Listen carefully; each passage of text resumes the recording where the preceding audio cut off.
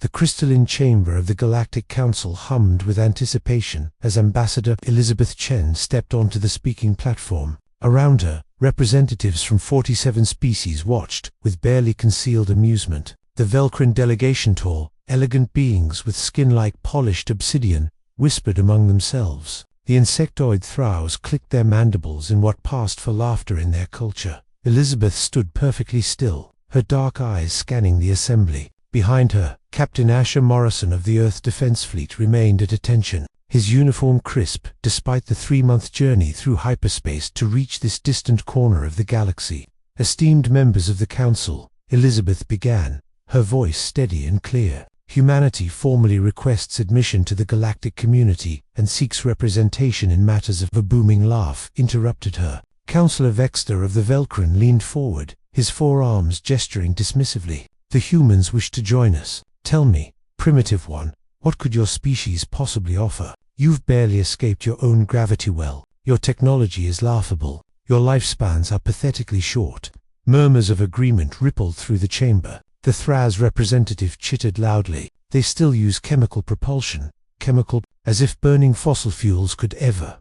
We use fusion drives now. Actually, Asher interjected coolly, though Elizabeth shot him a warning glance. He fell silent, but his jaw remained set. Elizabeth took a breath. We understand that humanity is young by galactic standards. Our technology may seem primitive, but we have something that enough.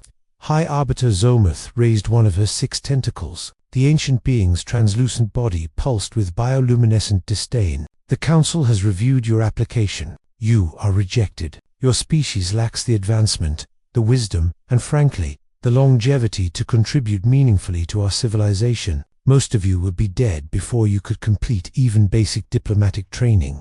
The chamber erupted in what could only be described as cosmic condescension. Species that had mastered faster than light travel millennia ago found the human petition nothing short of comedic. Elizabeth's hands clenched at her sides, but her face remained composed. May I ask one question before we depart? Zomuth waved a tentacle lazily. If you must. When was the last time any of your species faced extinction? The laughter died. Elizabeth continued, her voice growing stronger. When was the last time you faced a global catastrophe that could end everything? When did you last have to innovate or die? When did you last fight for survival against impossible odds? Vexter's expression hardened. We evolved past such barbarism millions of years ago. Exactly, Elizabeth said quietly. You evolved past it. You don't remember what it's like to stand on the edge of oblivion and refuse to fall. She pressed a button on her wrist device, and holographic displays materialized throughout the chamber. Images flickered to life. Earth's history played out in painful detail. We've faced 5 mass extinctions. We've survived ice ages, plagues, and famines. We split the atom and, yes, we used it to kill each other, but we learned. We've poisoned our own atmosphere and fought our way back from the brink of environmental collapse. Twice, Asher stepped forward, picking up where she left off. 3 years ago, an asteroid designated KL779 was on a collision course with Earth. Your automated survey systems flagged it and moved on. Just another data point. For us, it was an extinction-level event. New images appeared, scientists working around the clock, rockets being assembled, the desperate international cooperation of a species that finally understood what was at stake. We had 6 months, Asher continued. Your species would have simply evacuated the planet, moved to another world. You have colonies spanning thousands of systems. We had nowhere to go. Earth is all we have.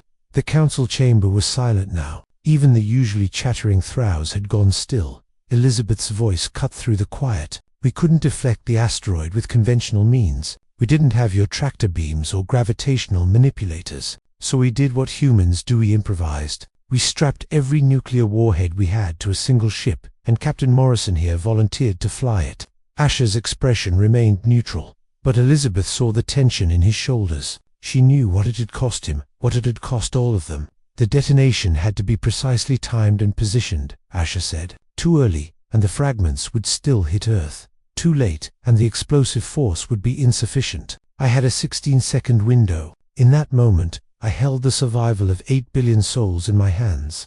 The telemetry showed your ship was caught in the blast, Councillor Vexter said slowly, his dismissive tone gone. How did you survive? I didn't plan to. Asher replied simply. But my crew refused to let me go alone. Engineer First Class Maria Santos modified our shields on the fly and tested. Theoretical modifications that should have failed. They held for exactly 7 seconds, long enough for us to reach minimum safe distance. Elizabeth pulled up another image. The asteroid, fractured into pieces, sailing harmlessly past Earth's orbit. We succeeded with stone tools compared to your technology, she said. Imagine what we could do with proper resources. Imagine what a species that has clawed its way up from nothing, that has learned to thrive in the face of extinction, could contribute to your peaceful, stable civilization. Zolmuth's bioluminescence pulsed in a pattern Elizabeth's translator interpreted as contemplation.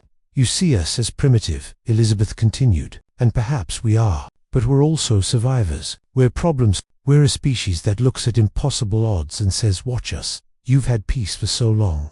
You've forgotten what it's like to fight for every single day of existence. The silence stretched. Finally, Vexter spoke, his forearms folded across his chest. What happens when humanity faces its next crisis? What happens when your impulsive, violent tendencies turn outward instead of inward? Asher met his gaze steadily. Then we'll handle it the same way we've handled every crisis together, desperately, and with absolutely everything we have. And we'll win, because losing isn't an option when you only have one planet, one chance, one shot at survival. Elizabeth added softly, you've spent millennia maintaining your civilization. We've spent millennia building ours from scratch, over and over again. You've forgotten how to fall. We've never forgotten how to rise. High Arbiter Zolmuth's tentacles stilled completely, a gesture of deep thought among her species. When she finally spoke, her voice carried across the chamber with unexpected weight. The Council will reconvene. Humanity's application will be reviewed again. It wasn't acceptance, but it wasn't rejection either. As Elizabeth and Asher left the chamber, the whispers behind them had changed. The laughter was gone, replaced by something else entirely. Respect.